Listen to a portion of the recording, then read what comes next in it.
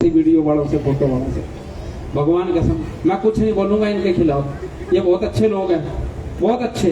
वो पीछे रामपाल जी का आंदोलन हुआ था ना, तो एक पुलिस वाले ने एक पत्रकार को पीट दिया था। तो बाद में उससे पूछी गई, जज साहब ने पूछी, बोले भाई एक बात बताता ना, पत्रकार को क्यों मारा? पुलिस वाले से पूछी। पुलिस वाला बोला वहां बम चल रहे थे, लाठियां चल रही थी, डंडे चल रहे थे, और ऐसे में वो पत्रकार मेरे हलक में माइक देकर पूछ रहा था आपको कैसा लग रहा है। अब मेरे को जैसा लग रहा था मैंने उसको बता दिया। तो इसलिए बड़ा खतरनाक काम हो जाता है, लेकिन बहुत अच्छा कार्यक्रम होगा। मैं पहले अपने कवि मित्रों का परिचय करा दूं। ये बिल्कुल इधर, ये देखिए, इनको थोड़ा बहुत वैसे तो हिलते रहना चाहिए ताकि सोफे में भी सांस मिलता रहे। भारी भरकम कवि बैठे हैं, लेकिन देश दुनिया में जब हास्य के गीतकार के रूप में किसी का नाम आता है, हास्य के कवि तो बहुत है, लेकिन गीतकार, माता जी जो गीत गाए हास्य के, हंसी के, वाह वाह क्या बात है, पर अनगिनत बार, वाह भाई वाह। समारोह टीवी पर शैलेश जी का शो चल रहा है, उस पर न जाने कितनी बार। और देश का कोई भी ऐसा मंच इन्होंने नहीं छोड़ा जो इनके नाम ना हो। आदरणीय सुनहरी लाल वर्मा तुरंत हमारे पास दिल्ली से तुरंत आए हैं। एक बार जोरदार तालियां आदरणीय तुरंत जी के लिए। ये गुड़गांव की तालियां हैं सर आपके लिए, ये मैंने रुकवा के रखी थी उनके। आज वो बहुत खुश है। वो बोले कि मुझे कहने लगे सुंदर आज तो मुझे पेमेंट भी मत दियो। मैंने कहा क्यों? बोले मुझे बस बलजीत के किनारे बिठा दियो। बोले सुंदर सुंदर महिलाओं के किनारे बैठने का मौका कभी कभार ही मिलता है। भगवान कसम वैसे तो मुझे सुंदर कहते हैं, कहते आज तो सुंदर नहीं लग रहा। आज तो जो बलजीत जी की खूबसूरती निखर के आई है ना, बलजीत कौर तन्हा। आप लोगों ने फिल्म देखी होगी बधाई हो, किस किस ने देखी? हाथ खड़े करना। हाँ मैं यही देखना चाह रहा था, आपने हाथ खड़ा करके उल्टा कर लिया। वाइफ के साथ आए हो क्या? हाँ हाथ खड़ा किया फिर उल्टा कर दिया। बधाई हो के शुरुआती सीन में एक अभिनेत्री जो मुख्य रूप से अब 5-7 मिनट तक किसी फिल्म में इतना रोल मिल जाना भी बहुत बड़ी बात होती है। 5-7 मिनट तक एक फिल्म में रही, उसके बाद एक फिल्म आई ऊंचाई। ऊंचाई फिल्म किस किस ने देखी? अमिताभ बच्चन, अनुपम खेर, डैनी की आपने देखी ना? उसमें जो बलजीत कौर भी थी, देखी थी? कहाँ थी भाई साहब? बोरी में थी। वो जो बोरी बंद पड़ी थी ना, उसमें बलजीत कौर ही थी। भगवान कसम पहले तो तुरंत जिलट रहे थे, बोले मैं था, मैंने कहा ना बलजीत कौर थी। बलजीत कौर ने कहा, लेकिन बधाई हो मैं। और अभी एक फिल्म की शूट करके आई हैं और देश दुनिया में हास्य की एकमात्र कवयित्री हैं बलजीत कौर तन्हा। एक बार जोरदार तालियां इनके लिए। दिल्ली में रहती थी पहले, फरीदाबाद में रह रही है, मुख्य रूप से प्रिंसिपल है, शिक्षिका है सरकारी विद्यालय में।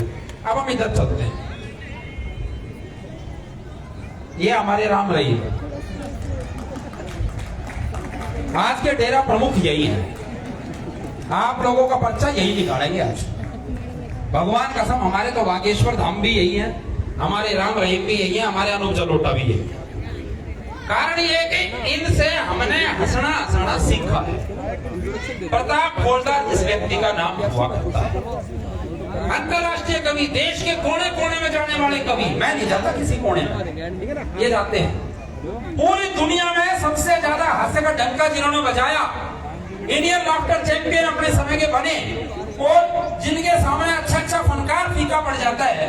मैं आज हमारा सौभाग्य, आज गुड़गांव का सौभाग्य, जनसेवक क्रांति पार्टी का सौभाग्य, सरदार प्रताप हवलदार आज हमारे बीच। आपकी तालियां पर गंगौर होनी चाहिए। आपको लगे और इन्हें लगे कि गुड़गांव आज इन्हें सुनने के लिए बैठा हुआ है। और अगर 2-4 ताली बच गई हो तो मेरे लिए। मैं सुंदर कटारिया, देश का बहुत बड़ा कवि, इन सबसे भी बड़ा अंतरराष्ट्रीय कवि। मेरे बोलने में बहुत अंतर है। ये राष्ट्रीय कवि हैं, मैं तो आपके गुड़गांव में ही पढ़ा रहता हूँ। भगवान कसम बड़ा खतरा हो जाता है भाई साहब कई बार। एक बार तुरंत जी, बहुत झूठे आदमी, कवि झूठे बहुत होते हैं, बहुत झूठे होते हैं। मैं जी आपको बताता हूँ, मैंने एक दिन इनको फोन किया, मैंने कहा तुरंत जी कहाँ? बोले अमेरिका। मैं क्या किस लिए? बोले कविता पढ़ने। बोले तू कहाँ? मैंने कहा मैं तो यही गुड़गांव में पढ़ा हूँ। भाई साहब दिमाग खराब हो गया सोच के, बंदा अमेरिका चला गया, हम यहीं पढ़े अभिषेक भाई। मैंने 2-3 हफ्ते बाद फिर फोन घुमा दिया, मैंने कहा तुरंत जी कहाँ? बोले स्विट्जरलैंड।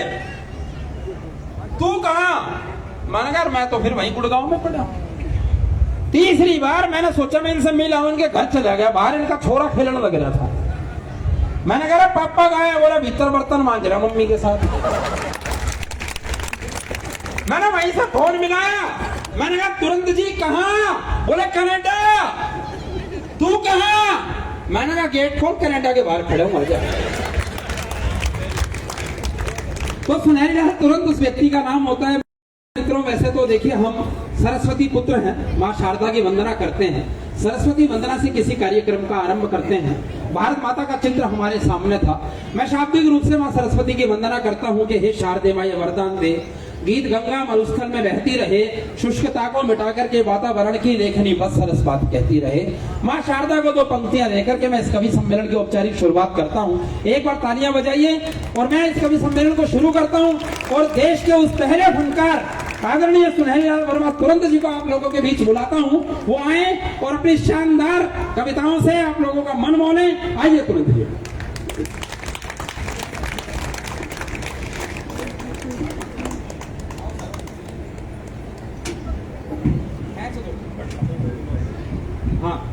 मंच को प्रणाम करता हूं और आप सभी की उपस्थिति को बहुत बहुत बार मैं नमन करता हूं कि आप अपने बहुमूल्य समय छोड़ करके आज इस जन सेवक क्रांति पार्टी के इस होली मंगल मिलन में आए हैं। और दूसरी खास बात कि आप हमें सुनने आए हैं, जिनकी घर पे कोई नहीं सुनता।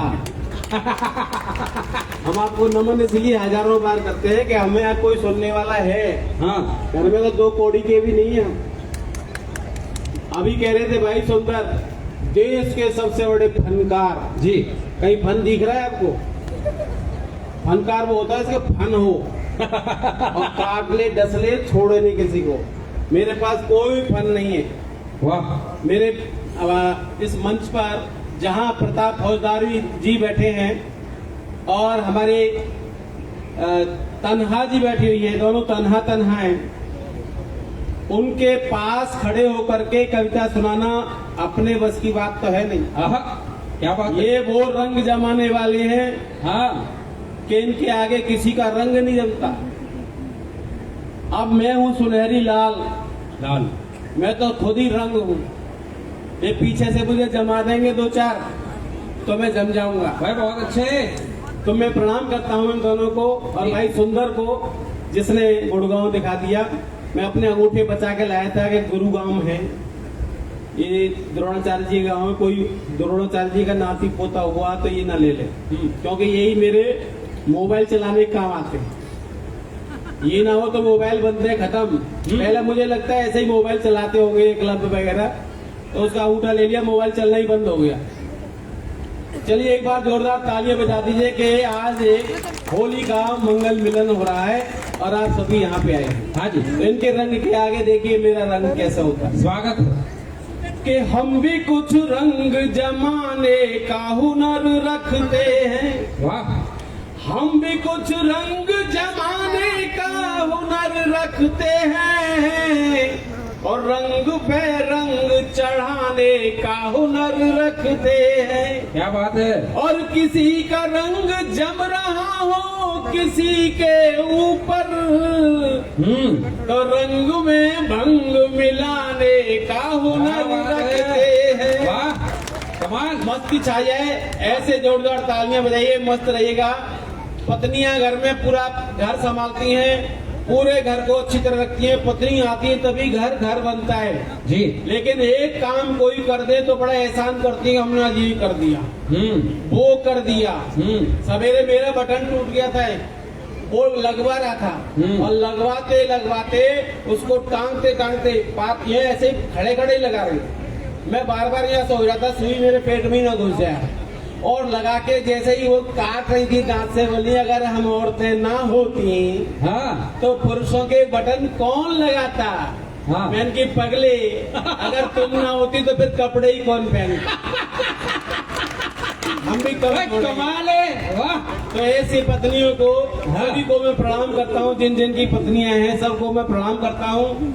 मैं बेटियों का बहुत सम्मान करता हूँ साहब। जी बेटियां जो है किसी की भी है, उनको बहुत प्यार दीजिए, सम्मान दीजिए। और हरियाणा में खड़े होकर के विशेष रूप से कह रहा हूँ कि उनको सबको सम्मान दें, क्योंकि शायरों की गजल सी है ये बेटियां, वाह, खूबसूरत कमल सी है ये बेटियां। इनको वो प्यार दो जो कहीं ना मिले, घर के आंगन की तुलसी है ये बेटियां। बेटियों के लिए तालियां हरियाणा में नहीं बज रही, बहुत अच्छे। लंका में बजाएंगे क्या? बिन सितारों के अंबर अधूरा लगे, उर्मियों बिन समुंदर अधूरा लगे, और तितलियों के बिना जो अधूरा चमन, हाँ, बेटियों के बिना घर अधूरा लगे। क्या कहने, वाह वाह वाह वाह वाह। बेटियों के लिए आपने तालियां बजाई, बहुत बहुत सम्मान। एक बेटी मेरे घर में भी आई हुई है, अच्छा, आज से 40 साल पहले, ओहो, मेरे ससुर साहब। मैं उसका इतना सम्मान करता हूँ, इतना सम्मान करता हूँ कि कोई नहीं करता होगा। कैसे? कभी मैंने ना नहीं कहा किसी काम के लिए। भैया हाँ। आवाज बढ़ा दे थोड़ी सी। आवाज बढ़ा दो थोड़ी। ना नहीं कहा, क्योंकि ना करने से मेरा सम्मान घट जाता है और उनका सम्मान घट जाता है। तो मैं क्या करता हूँ कि हाँ जी हाँ जी हाँ जी, लेकिन हर वक्त तनी तनी रहती, हर वक्त तनी तनी, पता नहीं क्या, कितने भी साड़ियां ला दो, कितने भी गहने बनवा दो, ये मुंह फुलाई रहती है।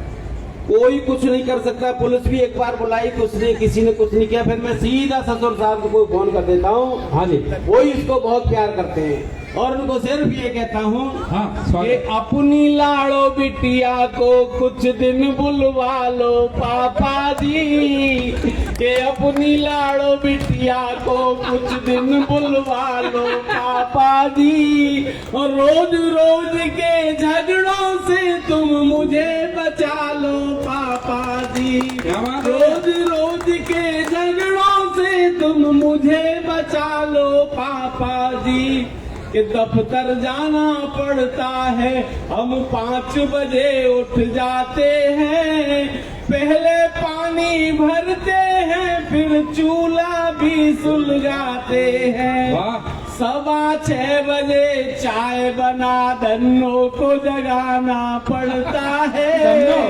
6:15 बजे चाय बना धन्नो को जगाना पड़ता है, और कभी कभी तो गुस्से में थप्पड़ भी। हाँ, क्या बात अरे है। आप मत बोलो, मैं ही बोलूंगा। भाई एक बार जोरदार तालियां बजा दीजिए। कभी कभी तो गुस्से में थप्पड़ भी खाना पड़ता है, और थप्पड़ खाकर भी जिंदा है, हमें संभालो पापा जी, अपनी लाड़ो बिटिया को कुछ दिन बुलवा लो पापा जी।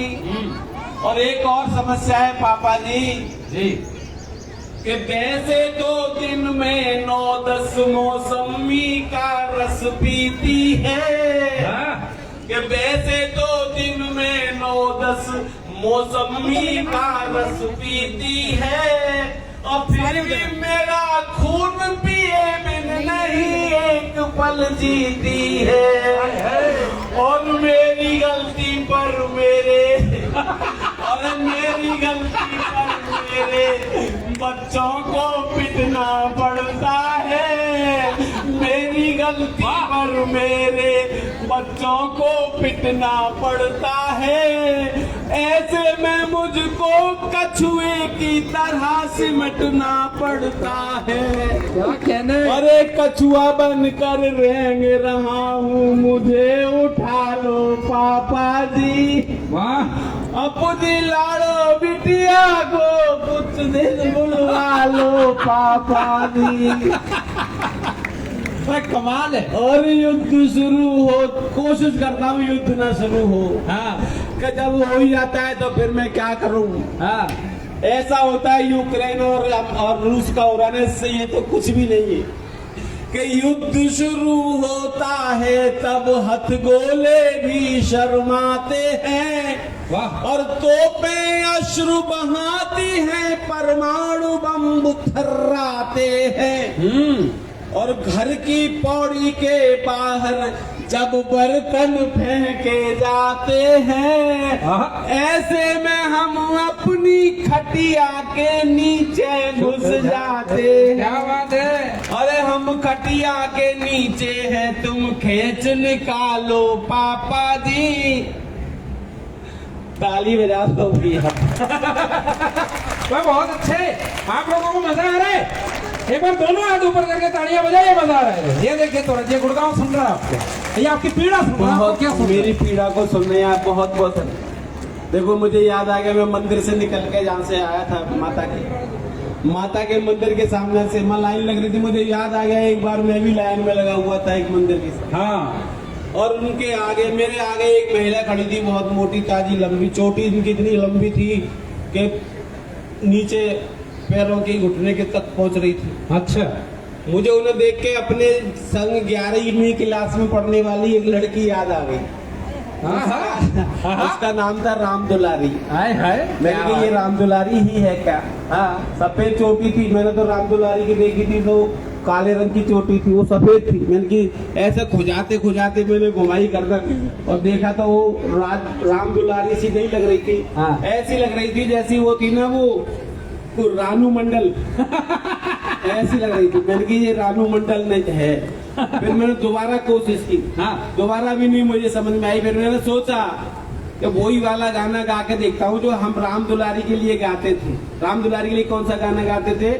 हाँ, कि चाल में ठुमका, कान में झुमका, कमर पे चोटी लटके।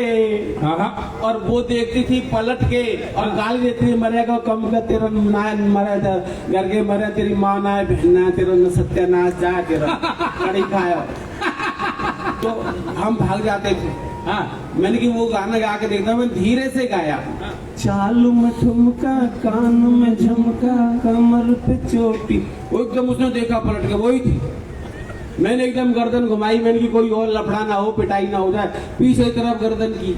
हाँ। पीछे गर्दन करने में सत्यानाश हो गया। हाँ। आगे से तो मैं बच्चा बच्चा ऐसा लग रहा था, लेकिन पीछे मेरी पत्नी पता नहीं कहाँ से आ गई, से घर छोड़ के आया था। बोली तुम्हारा सत्यानाश जाए, बुढ़ियों को देख देख के गाने गा रहे हो, तुम्हें पूजा करने आए हो, क्या कर रहे हो ये? हाँ। तो मैंने की मैं तो भजन गा रहा हूँ। हाँ। मुझे कहाँ से गाने लग रहे? हाँ। सुनिए जब दोबारा इस भजन को सुनिए। मैंने थाली पकड़ाई, मैंने एकदम यू टर्न मारा। हाँ। यू टर्न मारना जिंदगी बचा देता है। हाँ। तो मैंने वही गीत सुनाया। स्वागत। कि चालू में ठुमका, कानू में झुमका, कमर पे चोटी लटके, ओ मैया कमर पे चोटी लटके, हो गया दिल का पुर्जा लगे पचासों झटके, जय जगदीश हरे स्वामी, जय जगदीश हरे। बोली माता का भजन तो अच्छा लिखा है तुमने। मैंने की माता का नाम दादी गौरी खड़ी है सामने। बोली जाकर सत्यानाश जाए, तब भी ऐसे ही करे हो या अब भी ऐसे ही करे? वाह, बहुत अच्छे, वाह। अब मैं थोड़ी सी एक आध होली की बात कहूँ। जी, जी। आप लोग बड़े सीधे साधे हैं हरियाणा के लोग, और हरियाणा के लोग इतने सीधे होते हैं। हाँ। कि छत टपके तो फव्वारों का मजा लेते हैं। वाह। छत टपके तो फव्वारों का मजा लेते हैं, और टूटे कमरे में बहारों का मजा लेते हैं। वाह। और मूंगफलियों को भी बादाम समझ खाते हैं, और बेर खा करके छुआरों का मजा लेते हैं। एक भी ताली ना बजा रहे हरियाणा का आदमी। मजा ही ना आ रहा। मजे तो मेरे हैं। अरे ताली बजा बजा कर रखो, इससे पता लगा है कितनी देर तक आया हो यहाँ पे। ये कोई ताली बजाने के लिए थोड़ी है। इससे बढ़िया तो दिल्ली के लोग हैं, केजरीवाल के यहाँ रहते हैं अब। हाँ। बंद पैकेट का नया माल बदल देते हैं। वाह। बंद पैकेट का नया माल बदल देते हैं आहा। और लोग बनते ही बड़े चाल बदल देते हैं। क्या बात है। और हम तो उनसे भी सनम 4 कदम आगे हैं। कमाल। साल होता नहीं ससुराल बदल देते हैं। भाई क्या बात है, ये कौन सा तरीका। अरे मेरे ससुराल वाले किराए पे रहते हैं भैया। 6-7 महीने बाद दूसरे मोहल्ले में चले जाते हैं ससुराल। ऐसी कोई बात नहीं। ये सुंदर इतना अच्छा लड़का है। जब ये पढ़ता था तो मैं इसको पढ़ाता था यहाँ गुड़गांव में। हाँ। जब ये पढ़ता था तो इतना सीधा था, सरल था कि जो भी प्रश्न घर में मम्मी कहती थी बेटा कोई क्वेश्चन छोड़ के मत आइए, मैं भी कहता था बेटा कोई क्वेश्चन पेपर में छोड़ के मत आना, सब पूरे कर रहा हूँ। हाँ। सारे क्वेश्चन पूरे कर लिए। एक दिन तो मैंने पूछा, मैंने की सारे कर आया कि हाँ एक रह गया था। मैंने की कौन सा रह गया। वो था रेल की पटरियों के बीच में जगह क्यों छोड़ी जाती है। हाँ। बोला मैंने रेल ही ना देखी तो मुझे पता ही ना। बढ़िया। मैं फिर लिख के क्या आया, मेरे की मुझे बोलो मैं लिख के आया कि रेल की पटरियों के बीच में जगह इसलिए छोड़ी जाती है क्योंकि रेल की पटरियों के बीच में जगह छोड़ी जाती है। और यही कारण है कि रेल की पटरियों के बीच में जगह छोड़ी जाती है। इससे सिद्ध होता है कि रेल की पटरियों के बीच में जगह छोड़ी जाती है। अतः हम कह सकते हैं कि रेल की पटरियों के बीच में जगह छोड़ी जाती है, इसीलिए रेल की पटरियों के बीच में जगह छोड़ी जाती है। बढ़िया। बहुत नंबर मिले भाई को, आनंद आ गया। अब एक होली की बात और आपसे। जी, स्वागत है, स्वागत। होली खेलो खूब जम के। अभी हमारी बहन अरोड़ा जी कह रही थी कि होली का त्योहार केवल फेसबुक और उस पर चल रहा है, आमने सामने नहीं हो रहा। तो होली खूब खेलो और ऐसे खेलो हाँ कि कंजूसी मत करिया प्यारे, वाह। कंजूसी मत करना प्यारे, अपने रंग जमाने में। वाह। और ऐसे रंग बरसाना जैसे रंग बरसे बरसाने में। बोलो खाटू महाराज की जय। वाह। और देखिए रंग बेकार न जाए, काले काले गालों पर रंग नहीं जमता, गोरे गोरे गालों ढूंढते रहिएगा कि गोरे गोरे गालन गुलाल रंग लाल लाल मल मल गाल लाल लाल कर डालिए। क्या बात है, वाह। कि गोरे गोरे गालन गुलाल रंग लाल लाल मल मल गाल लाल लाल कर डालिए। वाह। और काले काले बालन में हरो पीलो रंग डाल, हरे पीले लाल काले बाल कर डालिए। आहा। और अंग अंग भंग की तरंग सी उमंग उठे, पीर पोर पोर ऐसे हाल कर डालिए। वाह। और आने वाले साल होली आए नहीं आए, जो कमाल करना है इसी साल कर डालिए। वाह, वाह, वाह, वाह, ऐसा वाह। रंग लगाना प्यारे, छूटे नहीं छुटाने में।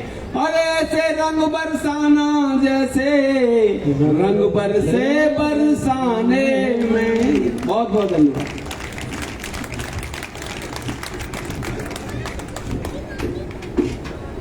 आइए, मैं खड़ा हुआ तभी ले कहानी थी। मतलब ये भी ना भाई, ये बताओ पप्पू पास हुआ कि नहीं? मजा आया? जो चक्की दादरी से टीम आई है, मजा आया? सच बताइए। हाँ, एक बार दोनों हाथ उठा के जरा तालियां बजा दीजिए। अगर हाँ अच्छा चाय पी लो मत बजाओ। जो चाय बजा रहे ताली बिल्कुल मत बजाना। ये कह रहे थे, बोले गुड़गांव वाले तो भाई हरियाणा वाले कैसी होली खेलते हैं, क्या करते हैं। इन्होंने कहा, बोले मैं सुंदर को पढ़ाता था, यहाँ गुड़गांव में पढ़ाने आया था। बाबूजी आए थे, इन्होंने पहली बात कही, मैं उस टाइम क्लास में पढ़ता था भाई, सुन लो। इन्होंने पहली बात कही, बोले बच्चों हमारे पूर्वज बंदर थे, मगर थारे होंगे, हमारे तो चौधरी थे। हम इधर उधर की बात नहीं करते, हम तो ऐसे ही करते। बाबूजी फिर यूं बोले, खड़ा हो जा बदतमीज, पता हिमालय पर्वत कहाँ है? मगर जी मेरे को नहीं पता। बोले जा पीछे बेंच पर खड़ा हो जा, मगर वहां से दिख जाएगा। फिर इन्होंने एक दो बात और पूछ ली। बोला ये बता, कौन सी ऐसी चीज है जिसको जितना खींचोगे उतनी छोटी हो जाएगी? मगर ये बीडी ट्रांसफर करा के चले गए। उसके बाद उन्होंने बोले मैं दिल्ली में पढ़ा लूंगा, हरियाणा में नहीं पढ़ाऊंगा। होली की बात बता रहे थे, बोले गुड़गांव वाले हरियाणा वाले होली खेलते हैं, कैसे खेलते हैं, हमारे यहाँ तो कैसे खेलते हैं योगेश भाई। वो एक माँ अपने बेटे को कूट रही थी अच्छे तरीके से, चरखी दादरी की थी कोई, अच्छी तरीके मारने लग रही थी, उसने खूब मारने लग रही थी। मैंने पूछ लिया, मैंने कहा तही क्या बात होगी, छोरे ने क्यों मारने लग रही है? होली नहीं खेल लिया तो होली का दिन है, तो छोरे ने कुट्टन लग रही है। बोले मैं न्यू कुट्टन लग रही हूँ, इसके चक्कर में 10-15 नुआ दिए, समझ ही ना आया कौन सा था। तो हम तो होली ऐसी खेलते हैं कि जब खेलने लगते हैं ना तो गजब खेलते हैं। बाकी इन्होंने अपनी पीड़ा बताई कि इन्होंने किस तरह से अपने ससुर जी को पत्र लिखा, क्योंकि देखिए शादी कैसा विषय है। एक साइंस के प्रोफेसर ने एक बार ये रिसर्च करने की कोशिश करी कि शादी क्या है, और इसके लिए उसने शादी कर ली, और शादी करने के बाद वो ये भूल गया कि साइंस क्या है। बात आप लोगों को धीरे धीरे समझ आएगी। मैं आप लोगों की समझदारी देखता हूँ, यहाँ पे माताएं भी बैठी है, बहनें भी बैठी है, महिला भी बैठे, पुरुष भी बैठे। एक शराबी आदमी शराब पीकर घर आया तो घरवाली लड़ने लगी तो शराबी बोला तू चुप हो जा, मोटी काली कलूटी दांतली कहीं की। वह बोले तू चुप हो जा, बेवड़े नशेड़ी शराबी कहीं के। शराबी हंसने लग गया बाबूजी। बोली हंसता क्यों है? अब बात समझ आए तो तालियां बजाना। बोली हंसता क्यों है? बोला मैं तो सुबह ठीक हो जाऊंगा। तू सारी जिंदगी ऐसी की ऐसी रहेगी। तो वैसे हम देखिए पत्नियों से बहुत ज्यादा चर्चा नहीं करते, क्योंकि पत्नियां देखिए हम हंस कितना भी ले, पति पत्नी का संबंध ऐसा है कि एक दूसरे से लड़कर, एक दूसरे से मस्ती करके, एक दूसरे से प्यार करके हम पूरा जीवन निकाल देते हैं। वरना मैं इस पावन मंच पर खड़ा हूँ, जन सेवक क्रांति पार्टी का ये पावन मंच है। एक बात जरूर महिलाओं के लिए कहूंगा, कहीं मैंने सुना कि नारी कोई कागज का जलियान नहीं जो बह जाए। तुरंत जी ने बेटियों के लिए इतनी अच्छी पंक्तियां बताई, आप लोगों की तालियां कमजोर थी, क्योंकि हरियाणा में बेटियों का जो दशमलव है वो अब तो बढ़ने लगा है, लेकिन हमने इसको और बढ़ाना है। तो मैं कहता हूँ कि नारी कोई कागज का जलियान नहीं जो बह जाए, नारी कोई रेशम की है डोर नहीं जो कट जाए। नारी नर की परिभाषा है और समाज की धुरी है, दुनिया की परिभाषा भी नारी के बिना अधूरी है। ये इस तरह बीच बीच में मैं यूँ सुनाता रहूंगा कि आप लोगों को पता लगे मेरे को कविताएं भी आती है, वरना मेरी योग्यता समाप्त हो जाएगी। बाकी नारी जी इतनी कुछ खास है नहीं जितनी मैंने पंक्तियां सुना दी।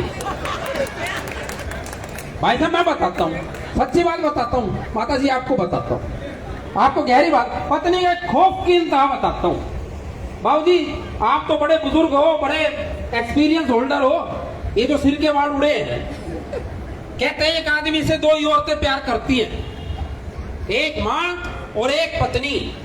जब माँ प्यार से सिर पर हाथ फेरती है तो बाल आते हैं,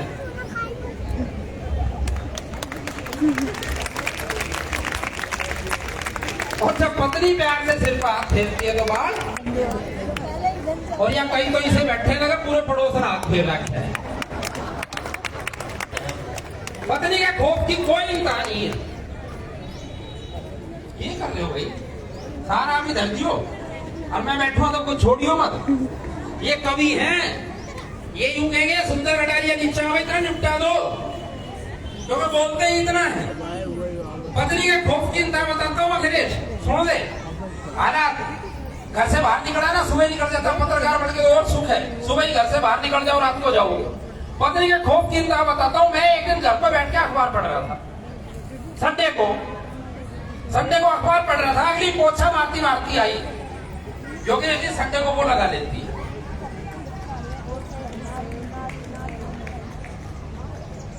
आप जितने मुस्कुरा रहे हो सबका मेरे को पता है, सब एक्सपीरियंस होल्डर। विक्रांत तो मेरे को कह रहा था, कहाँ गया, बाहर खड़ा है मेरी साथ। जो बोला हम लोग दोस्त लोग कहते थे कि भाई हम देखेंगे जब तेरी शादी हो जाएगी ना तो छत पर कपड़े सुखाता मिलेगा। जो बोला आजकल मैं यही काम कर रहा हूँ। मैंने कहा नहीं, आजकल तो आप दूसरा काम कर रहे हो। और दूसरा काम क्या कर रहे हो? एक अच्छी पार्टी से जुड़ के मेयर के प्रत्याशी के रूप में तैयारी कर रहे हैं। अच्छा काम कर रहे हैं। वैसे कपड़े सुखाना भी अच्छा काम है, लेकिन वो घर के लिए है। हमने वो कपड़े सुखाने हैं, वो बीमारियां गुड़गांव की खत्म करनी है, हम सबने मिलकर करनी है। तुरंत जी ने एक बात कही कि ऐसा रंग चढ़ा दो इस बार, वो रंग होली में नहीं चढ़ाना, वो रंग जन सेवक क्रांति पार्टी में भरना है, एक एक बंदे में भरना है। आज मैं जब यहां से जाऊंगा ना शाम को, तो आप सब लोगों से ना, बाबूजी मारने तो ना आ रहे हो? हाँ। ना ना, सुनो सुनो मेरी बात सुनो, मेरी बात सुनो, मेरी बात भाई, ये बाबूजी 100 रुपए दे के गए, अरे वो कह रहे भाई तू बैठ जा।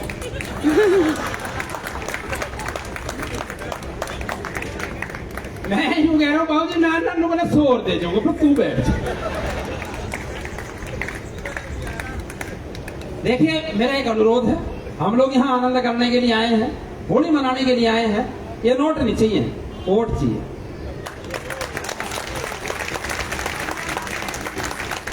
ये नोट तो कमा रहे हैं हम, बहुत कमा रहे हैं। और देखिए कितनी बड़ी बात है कि इतने पढ़े लिखे लोग होकर के सारे के सारे जितने चेहरे छप रहे हैं ना, और जितने आगे मेरे भाई बैठे हैं पीछे लगे हुए व्यवस्था में, दोनों महासचिव और अध्यक्ष देखो कहाँ घूम रहे हैं, व्यवस्था में लगे हुए हैं आप लोगों के लिए। अपना घर छोड़ के अपने समाज को, अपने गुड़गांव को, अपने भाइयों अपनी बहनों के लिए बाहर निकले हुए हैं। तो दोस्तों इस बार, अब की बार जन सेवक की सरकार करना पड़ेगा ताकि यूं ही मुस्कुराते रहे। बाकी लोग पहले रामलीला होती थी ना, यूं कहीं करते भैया फलाने ने 100 रुपए दिए हैं, ये मैं क्लब को दान करता हूं। अब यहाँ क्लब तो है नहीं, और फिर बाबूजी ने सम्मान दिया है, मैं उनका सम्मान करता हूँ। मैं तो भगवान के सामने डर गया था, ऐसा हो जाता है कई बार। वो एक कार्यक्रम में मैं गया, एक भाई लठ लिए घूम रहा था, भगवान कसम बहुत देर तक घूमता रहा, बहुत कैड़ा कैड़ा देख रहा था। मैंने कहा भाई एक बात बता, क्या चक्कर है, मुझे मारेगा तो नहीं? बोला ना ना तू तो कविता पढ़ता रे, मैं तो उसने ढूंढ रहा हूँ जो तुमने बुला के लाया। तो इसलिए बड़ा डर लगता है, कोई भी मंच की तरफ आता है, पीछे भाई खड़े हैं, आप लोगों से भी जितना देखिए, कुर्सियां अगर खाली हो तो बैठ जाए, और कुर्सियां खाली नहीं है तो खड़े रहो, वरना कोशिश करो बैठने की। खड़े करने वाले हमने बहुत लगा रखे, ये सारे खड़े होंगे। ये तो मुझे भी कह रहे थे, बोले तू खड़ा हो जा, मैंने कहा ना फिर तुम बैठ जाओगे, मैं तो बैठा ही ठीक हूँ। अच्छा मैं तो ये समझ गया वो बाबूजी पैसे देंगे, मैं पैसे के चक्कर में भूल गया मैं बताना क्या चाहता था, मैं पत्नी की बात बता रहा था। बाबूजी मैं अखबार पढ़ रहा था, अगली पोछा मारते मारते मेरे पास आई, बोली थोड़ा सा रखियो। मैं वहां से बाहर निकल कर बरामदे में आके बैठ गया। अगली पोछा मारती मारती वहां ली, बोली थोड़ा सा रखियो। मैं बाहर आंगन में आके बैठ गया। पोछा मारते मारते, भाई साहब सुन लो, आपके काम की बात बता रहा हूँ, काम आएगी आपके, वहां ना घर ना फिर जाके घिया छीनते पाओगे, बात सुनो काम की। मैं बाहर आंगन में आके बैठ गया, आंगन में आली, बोली थोड़ा सा रखियो। मैं बाहर निकल गया। 3 दिन बाद मैंने फोन किया, मैंने कहा मैं चरखी दादरी पहुंच लिया, और सरगुजा इतना बहुत है। ये घरवाली का खौफ गिनता है, और घरवाली साहब शक कितना कर सकती है वो बताता हूँ। शक की भी हद होती है। मैं एक कवि सम्मेलन से अपने घर गया, जैसे ही मैंने कोट उतारा, मेरे कोट को झाड़ते हुए बोली, पूरी कमीज में एक भी बाल नहीं, कौन थी वटकली?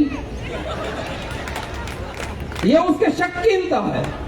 वो रावण, दशहरा आता है, हमने पीछे समस्याओं का पुतला चढ़ाया, दशहरा आता है रावण को चढ़ाते हैं ना। रावण एक दिन सपने में आ गया मेरे में, बोला रे एक बात बताओ भाई, तब मैंने क्यों चढ़ाओ? मैंने तो राम की घरवाली ठाई थी। बोले हम तो इसीलिए तो चढ़ावा तन मारी न ठाई। तो घरवाली की तो जितनी महिमा कर ले गाने उतनी कम है। लेकिन आइए हमें आगे भी बढ़ना है। हमारे पास आज देश की सर्वश्रेष्ठ हास्य कवियत्री है, आपने अपने समाज की है, सिख कौम की कवियत्री है, सरदारनी है। सरदारों को तो आपने बहुत सुन लिया होगा, आज सरदारनी को सुनिए, आनंद आएगा। जोरदार तालियां बजाइए। मैं बलजीत कौर तन्हा जी को बुलाता हूँ, आइए बैठिए।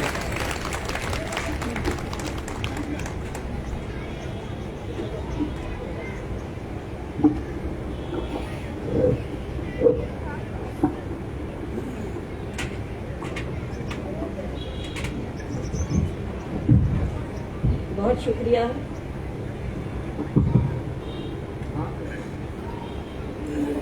हरियाणा के बीच आई हूँ। सुंदर भाई ने पत्नियों की बहुत तारीफ कर दी और आप सब ताली बजा रहे हो। हाँ जी भाई, आवाज थोड़ी और खोल दे, पीछे तक जाने दे आवाज। बेस बढ़ा दो बस। हाँ बेबी को बेस पसंद है, बेस बढ़ाओ। वो कहाँ गई स्वाति जी? एक बार स्वाति जी के लिए जोरदार तालियां, बहुत एनर्जी थी। इस ऊर्जा के साथ अगर आप नेतृत्व के उसमें आ रही हैं फील्ड में, तो आपको सैल्यूट। ये पार्षद बनेंगे बहन जी इस बार, और अंकित भाई अगले विधायक बनाने हमने। अंकित भाई है कहाँ? यूं कह रहे थे, सुनो, यूं कह रहे थे अगर बलजीत कौर कह देगी ना तो आदमी तो सारे वोट दे देंगे। नहीं, पहले तो अंकित भाई है कहाँ? अंकित भाई बाहर लगे हुए हैं। मुझे उससे बहुत ज्यादा ईर्ष्या हो रही है। क्यों? उनके तो डाटी मूछ है। ईर्ष्या इसलिए हो रही है कि कवियों को, सेलिब्रिटी को तो हमने फेमस होते देखा, हाँ, पर अंकित भाई सच में बहुत अच्छा काम करते होंगे, जो आप सब उनके प्यार में इतनी देर यहाँ से क्या बैठे बात हुए। है, क्या बात है, वाह। तो जिस पार्टी को जहाँ के लोग इतना प्यार करें, वो पार्टी कभी हार ही नहीं सकती।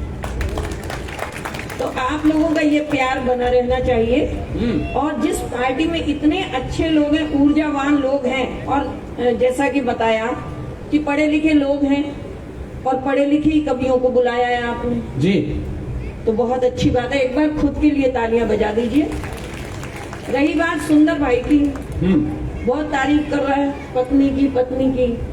ये पत्नियां ना, हम जानते हैं कि ये पति झूठी क्या कितने झूठ बोलते हैं। पूरे कोरोना काल में आप सब गवाह हो इस बात के। अमेरिका खौफ में बैठा रहा, चीन खौफ में बैठा रहा, लेकिन हम पत्नियां ही थी जो हिंदुस्तान में एक भी पति को खौफ में नहीं रहने दिया। हमने कहा काहे की टेंशन ले रहे हो, भाई क्या बात है। गुलाब जामुन खाओ, बर्फी खाओ, हम हलवाई बनी रही और इन लोगों भाई वाह। गई। बोले आप बहुत कविताएं सुनाती हो, बहुत पति की बात करती हो। दीदी एक अनुरोध है, माइक थोड़ा आगे करो, पंखे की आवाज है ना, माइक डिस्टर्ब हो रहा है। भाई वो प्लेट हटा दो आगे से, आप थोड़ा हाँ, अब ये बस, हेलो, हाँ बस ठीक है, अब ठीक है जी। दीदी स्वागत। अब ठीक है? अब ठीक है। आवाज आ रही है आप तक? जी स्वागत। वैसे टेंशन इसलिए नहीं ले रही कि जब सरदारों का राज था तब भी सरदार को बोलने नहीं दिया गया, और मैं टेंशन इसलिए नहीं लेती कि हम तो 10 साल तक देश की गद्दी पर चुपचाप बैठे रहे, हमने टेंशन नहीं दी। वाह। तो टेंशन मतलब मैं बता रही थी कि ये पत्नी कर रहे हैं। एक चैनल पर गई, वहां पर मुझसे पूछा गया कि आप बताओ अच्छा पति कैसा होता है, और मैं हरियाणा में बैठी हूँ, आप सबके